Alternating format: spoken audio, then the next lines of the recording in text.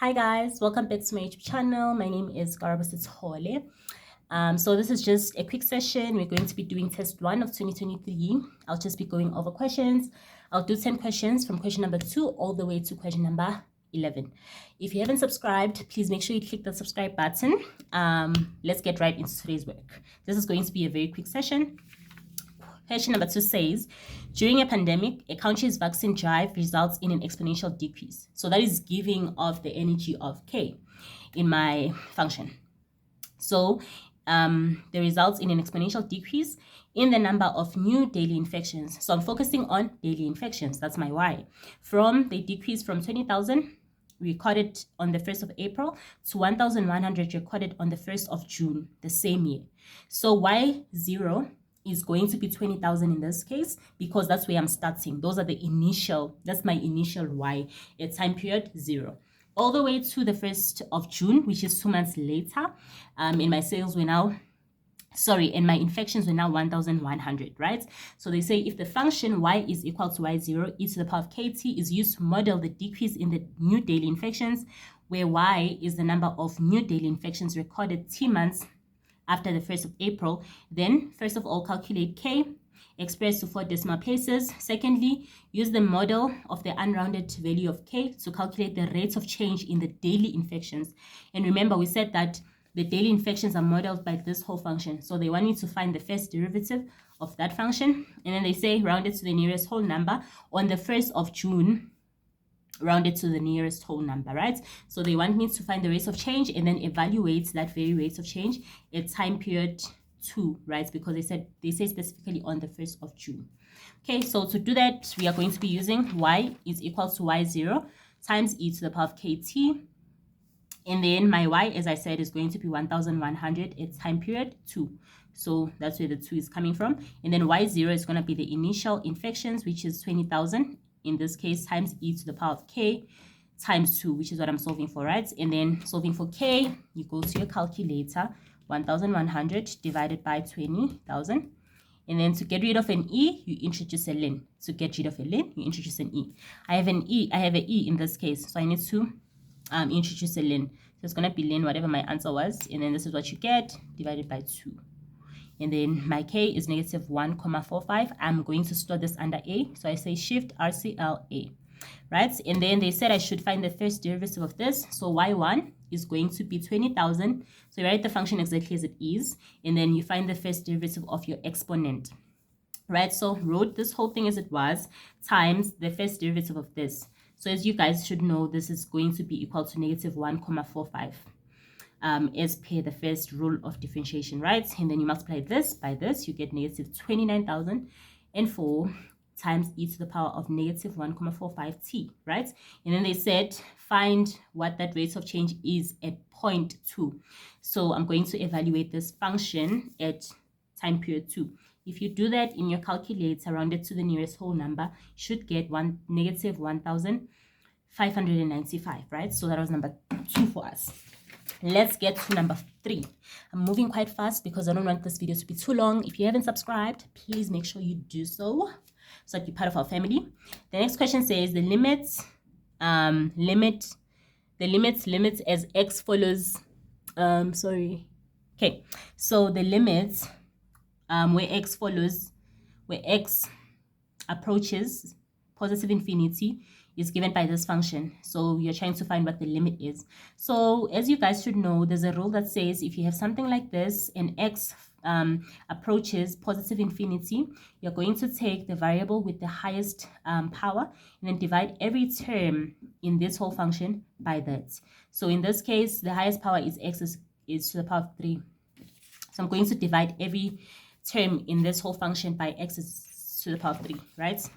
So let's do that. This is what I have. So I'm going to have limits as x approaches positive infinity. I divide every term by x to the power of 3. So you should do that yourselves.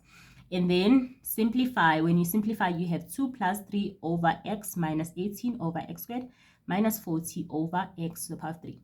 After you have simplified, you should understand that any number over a variable in this case, and when you're finding a limit, it's going to be 0. So everything that has the denominator as x to the power of n is going to be 0. So you're going to have 2 plus 0, 0, 0, 0, 0, 0, 0. So what you're left with is 2 over 0. So the limit does not exist. So there are two cases. There's a case where when you evaluate the function, could be x is equal to, x approaches 2 or any number for that matter. So if you have such a case, then what you're going to do is to first evaluate your function at that point that you're given. And then if you find that the numerator is 0, right? If the numerator is 0, the limit is said to be indeterminate. I'm so sorry, I'm speaking so fast. So when your numerator is equal to 0, the function is set to, the limit is said to be indeterminate.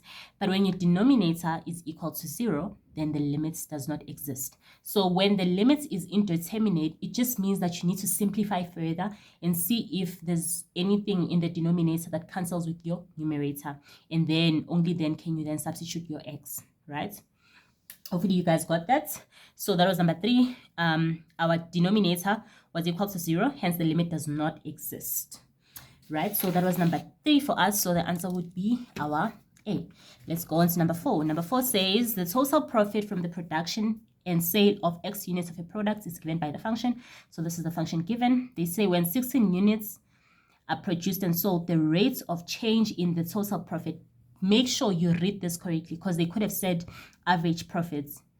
The rates of change in the average profits when they gave you the profit function. So make sure you read this correctly.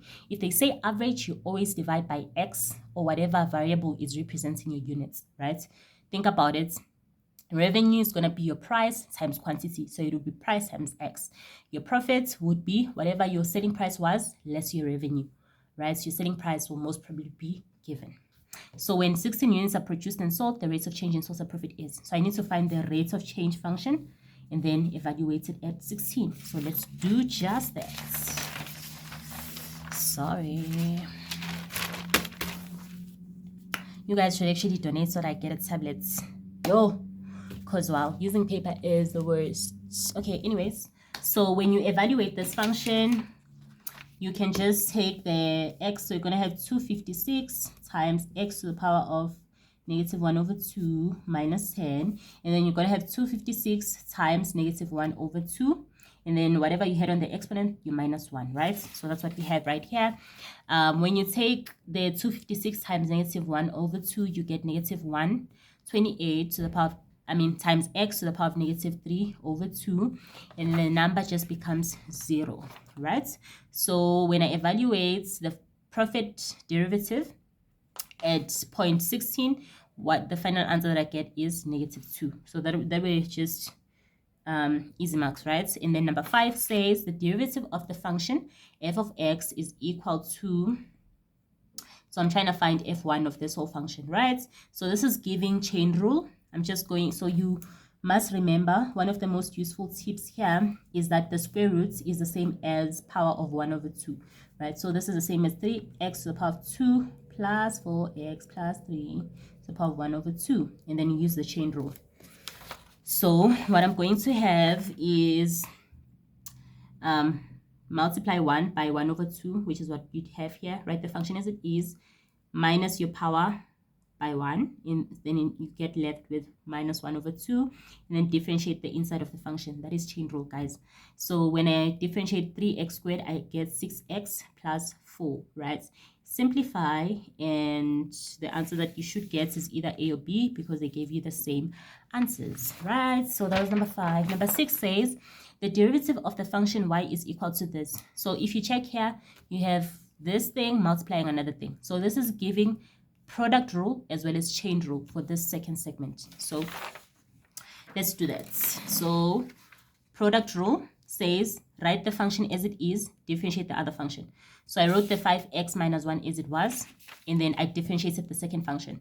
The second function is going to be differentiated using the chain rule. So it's going to be this power times your coefficient of 1, which gives me 2. Write the function as it is, minus your power by 1. So 2 minus 1 gives me the 1 that I have here. Then differentiate what's on the inside of the function. If I differentiate negative 2x, I get negative 2, right? And then the product rule says plus write the function as it is, the one that you just differentiated. I just differentiated 1 minus 2x to the power of 2, right? So wrote it as it is, differentiate the other function now. The other function is 5x minus 1, so that leaves me with 5, right? You simplify, simplify, and then when you get here, you factor out negative 3, and then it's going to be negative 3 times 10x minus 3 times 1 minus 2x, right? And then your answer should be a C. I'm not going to focus much on the simplification because you guys are verties. You should definitely know how to simplify because, yeah. And then number 7 says the total cost of producing X items is given by the function C of X, the marginal revenue, the marginal average cost, when 4 units are produced. So when 4 units are produced, I'm looking at the marginal average. So cost is given by this. As I said, to find the average, you divide your function by X, right? So that's what we need to do. Divide our function by X. All right. And then if you do that, this is what you have. Same function, right? Just multiplied the 10 on the inside of the bracket. So what you're left with is 10 to the power of e to the power 10e to the power 10e to the power of 0.01x plus 15, right? And then to find the average, as I said, divide by x, right? And then find AC1, right? So you're going to use the quotient rule, which says differentiate what's on the numerator first, minus differentiate what's on the denominator. Obviously not forgetting that you need to multiply each of those with what you didn't differentiate with, and then square the denominator. So let's do that. If we differentiate this whole function, as I said, when you're differentiating an e function, you write the function as it is, times differentiate the power. So when I differentiate this whole thing, I get left with, where's the x coming from? Something's not make sure here. Sorry, guys.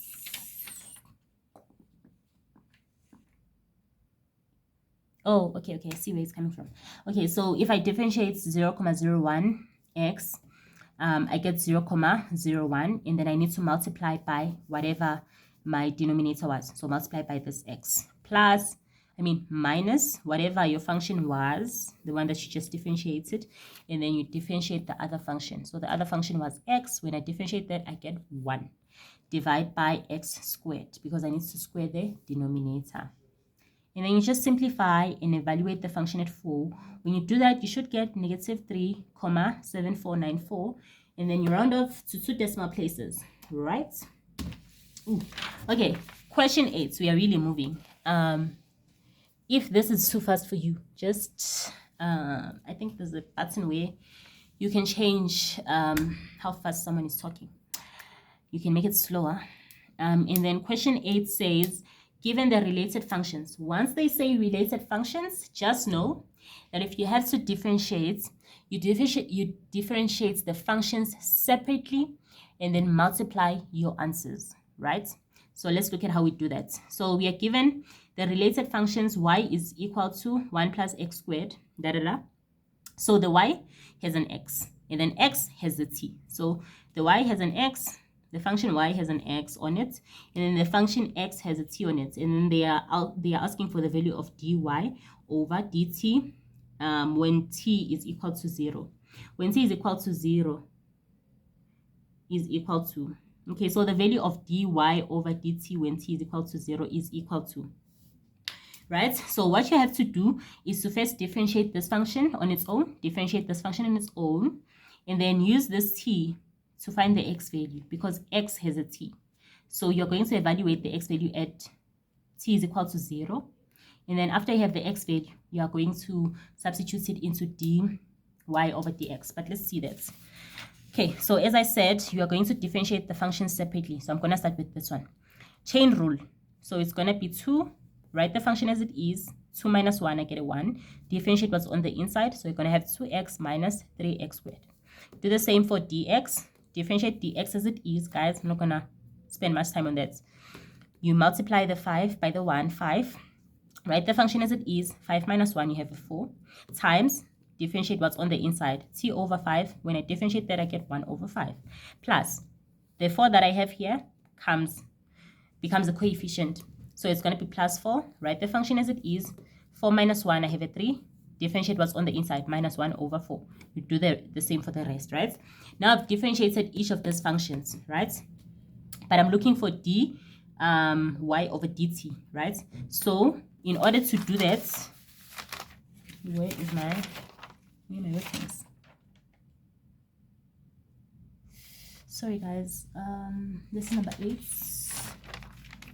Ooh, where the hell are my workings? Okay, I'm just gonna do it here because I had made a mistake. I don't know where my workings went. Okay, so number 8, as I said, x, this x function. Let me just pause. Okay guys, I found my workings. Okay, as I was saying, you've differentiated the functions with respect to their own variables. So you've differentiated the y function and the x function. Now the next step is to realize that on my x function, I have a t. So I can actually solve for x, right? So you substitute t is equal to 0 into this function and find an answer for your x value. So if you do that, you find that x is equal to 3.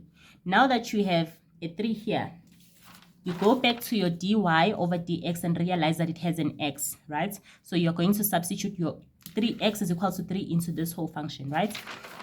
So you evaluate dy over dx at x is equal to 3. When you do that, you find that the rate of change is 714, right? And then dx over dt, you evaluate it, you want for the t, right? So you evaluate it at t is equal to 0. Then you substitute, you get a 9. And then, as I said, you're going to multiply those two answers and then find an answer. Just to make sure that you guys understand, we have x and y, and they are both related to time. So to be able to find dy over dt, dy over dt is the same as dy over dx times dx over dt, because you're just going to cancel these ones. So that's why we say that multiply those two together, right? So I differentiate this, I differentiate this. When I differentiate this, I'm going to have dy over dx and a function that has the x variables. When I differentiate this, I'm going to have a function that has a t, right? So meaning in order to evaluate this function and this function, I will need an x for this one. Because if you guys check, for the dy, I will need an x to evaluate. But on the question, I am only given t is equal to 0, right? So how will I find this x? I find this x by noticing that I have an x function and I'm given t is equal to 0. So I'm going to substitute the t is equal to 0 into this function. So for x that I'm going to be using here, right? Now that I have solved for this x, I substitute it here and find my dy over dx. For the dx over dt, I just need a t, and I'm given that t to be t is equal to 0. So I just substitute the t is equal to 0 into this whole function and find what my dx over dt is. I am calculating what these two are so that I can multiply them together, right? When you multiply them together, you get dy over dt, right? Just so we are clear on why we are doing what we are doing. When you multiply those two, you get 6,426. Number 9, we are almost there, guys. We are almost there. Okay, question 9 says the total profit from the sale and production of X items. The total profit from the sale of production of X items is given by this. Which one of the following statements is true? The total profit increases. So we're trying to figure out something about increasing and decreasing. So whenever they ask you a question on increasing or decreasing, you find the first derivative, equate it to 0. Whatever x points you have, put them on a timeline in open intervals. So I'm going to show you how to do that. I'm not going to focus much on deriving this. You guys should know by now how to derive it. So P1 is going to be given by negative x squared plus 19x minus 88. Equate that to 0. Solve for x. When you solve for x, you get x is equal to 11 and x is equal to 8. You put those on your timeline and then you open an interval. If you check, I have 8 going that side, I'm going to negative infinity. So my interval is going to be negative infinity all the way to 8. And then when I'm looking at this portion, it's going to be from 8 to 11. And then the other portion is going to be from 11 to positive infinity. 11 to positive infinity. And then you choose any number here, right? Substitute it into the P1 function and see if your answer is positive or negative. If your answer is positive, you draw a line going up. If your answer is negative, you draw a line going down. You do the same for all the intervals. You draw these lines, right? And then you go to your question. Your question says, increases for all values of x in the interval 7 to 9, right? So the interval is very important. It says 7 to 9. 7, my 7 is this side, my 9 is this side. If you check, on the 7, it's decreasing, on the 9, it's increasing. So the first point is already out. And then it says decreases for all values of the interval x is of x in the interval of 9 to 10. Okay, let's check. Where is my 9? My 9 is here, right? Where is my 10? My 10 is also here, right? But it is increasing. They said decreases for all values of x in the interval 9 to 10. They said decreases, but it is increasing, right? So that is also out. The next one says decreases for all values of x in the interval 5 to 7. If I check, where is 5 to 7? 5 to 7 is within the interval of 8 to 11, right? No, sorry, 5 to 7 is on the interval negative infinity to 8. So 5 to 7 is here, and the graph is decreasing at that point. So this would be correct. Let's do this slower. Increases for all values of x in the interval 9 to 12. So you check where your 9 to 12 is. My 9 is here. My 9 would be here. But if you check, your 12 is on the other side of 11. So it's increasing and decreasing. So that is wrong. Decreases for all values of x in the interval 10 to 12. Where is 10 to 12? 10 is here and 12 is on the other side. So 10 is going to be somewhere here where it's increasing, and then 12 is going to be somewhere here where it's decreasing. So that is also out. Hopefully this helps you guys. Question 10 now. Okay, I started with question 11. Let's just go over question 11. Question 11 says, given the function f of x is equal to 36x plus x, which is the same as saying 36x to the power of negative 1 plus x, right? The relative maximum value is equal to, all right. So they want where my f1 is equal to 0, right? So you first have to differentiate the function. When you differentiate the function, I'm not going to focus on that. You're going to get negative 36x to the power of negative 2 plus 1. Find it where it's equal to 0. When you do that, your x is going to be equal to plus or minus 6. Open your intervals. Draw a number line with your points, with your x points. So I have a negative 6 and a 6, right? From this side, it's going to be negative infinity all the way to negative 6. Here it's going to be negative 6 all the way to a 6, right? And then evaluate your functions, right? So you can choose any number in this interval and you will see that it's increasing. Choose any number in this interval, you will see that it's decreasing. Choose any number between 6 and positive infinity, you will see that it's increasing. So you can also choose a number between 0 and 6. Let's just check. The function was also decreasing, right? So if you check where is my maximum, where it's increasing, then decreasing, it's going to be somewhere here. On the x is equal to negative 6. So the relative maximum is at x is equal to negative 6. Question 11. Question 10 now, the last question. If you've been with us so far and you are enjoying as much as I'm rushing through the content, I don't want the video to be too long, please make sure you subscribe to our channel. I don't know, I'm not normally this fast, I'm normally slow. It's just that we're running out of time. Okay, given the function f of x is equal to 4 times ln x squared minus x squared, which of the following is true when x is equal to negative 3? When x is equal to negative 3, f of x is decreasing at an increasing rate. Just to explain this concept, the first rate of change that you're going to see is asking you to calculate f of x1. The second rate of change is calculating f2 of x, right? So going to do the same thing that we did here. Calculate f1 of x equated to 0. Open your number lines. Test whether it's increasing or decreasing. And then differentiate the function again. Solve it equal to 0. And then draw your number line with your x values. Evaluate where it's increasing and decreasing and draw your lines. And then answer the questions. So that is what number 10 was doing. So f1 of x is this whole function. right? And at f1 of 3, it was 3 comma, so they gave me a specific value. So I just find the first derivative and evaluate it at 3. The answer is positive, so meaning that the function is increasing at the point x is equal to 3, right? And then f1 of 2, f2, when I say f2, I mean the second derivative. So f2 is equal to, this is what I got for f2 when I differentiated again, evaluated it at -3, and the answer that I got was -2,88. Since it's negative, the function is decreasing. So the function is increasing at a decreasing rate. Increasing at a decreasing rate. So the correct answer is C. Guys, we've come to the end of our session. Thank you so much for watching. Please make sure you've subscribed. Bye, guys. Good night. It's really late.